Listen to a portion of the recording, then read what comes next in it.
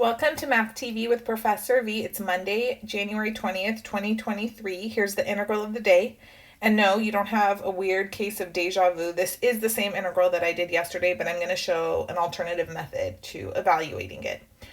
So you still will be required to use integration by parts, but when you make this change of variables that I'm going to show you now, you'll be working with exponential function instead of logarithmic, and some people like that better. So let's go ahead, we'll let t equal natural log of 3x. Rewriting this in exponential form is equivalent to e to the t equals 3x. And then now I'm going to differentiate both sides so I can rewrite the integral in terms of t's. So derivative of the left-hand side would be e to the t dt. Right-hand side, 3dx. So that means 1/3 e to the t dt is equal to dx.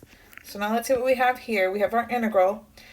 Remember, ln of 3x, that's t. So we've got t squared. And then this dx, why, it's 1/3 e to the t dt. All right. And I can tell maybe more easily by looking at this. See, we have a polynomial times an exponential function. It's going to require integration by parts, and I'll need to apply 2 iterations because I have t squared.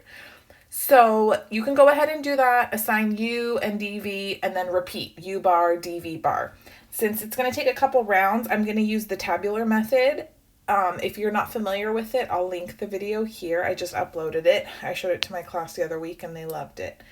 So when you're applying the tabular method for integration by parts, you pick the function to differentiate. Typically it's the polynomial. And then you pick the other part of the integral that you're going to anti-differentiate. So I'm going to differentiate t squared and anti-differentiate 1/3 e to the t. And then you go ahead, keep differentiating that first function until you get 0. So this will be 2t, 2, and then 0. And then we'll anti-differentiate 1/3 e to the t. Well, nothing changes. Just good old 1/3 e to the t. As many times as you need so that you have the same number of entries in both columns. All right. Then you draw arrows on the diagonal. I'm going through this quickly, so if you're totally lost and you haven't seen the tabular method, just watch the video. It's not too long. And then put your sign, so it always starts with plus, then it alternates minus, back to plus. And now we're done. It's almost-ish. So we have this first product right here. So that will be 1/3 t squared e to the t. Then this product, I'm going to add an extra negative to, so minus 2/3 t e to the t. And then last product, leave it as is, plus 2/3 e to the t. And then don't make a rookie mistake, put plus c. If you're going to make a mistake, I tell my class, make like a creative one that I haven't seen before. And then last thing, remember, our integral was in terms of x. So we made the substitution. We let t equal natural log of 3x. So let's go back and replace all of the t's with ln 3x. So we have 1/3 ln 3x squared times e to the ln 3x minus 2/3 ln 3x e to the ln 3x plus 2/3 e to the ln 3x plus c. And then notice what happens here. So we've got 1/3 ln 3x quantity squared. All of these e to the ln of 3x's will just become 3x. So minus 2/3 ln 3x, 3x, plus 2/3 3x plus c.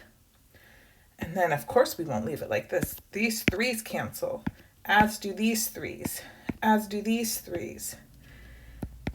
And for the grand finale, what's more clear and aesthetically pleasing is to put the x in the front. Do you know what I mean? Put that x in the front.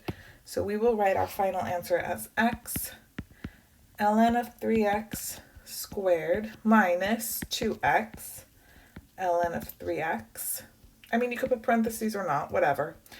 Plus 2x plus c. Beautiful. Do we need to check it that it was the same as yesterday's solution? Sure. Just scroll on up with me. I've saved every integral of the day I've done. There it is. Matchy, matchy. Beautiful.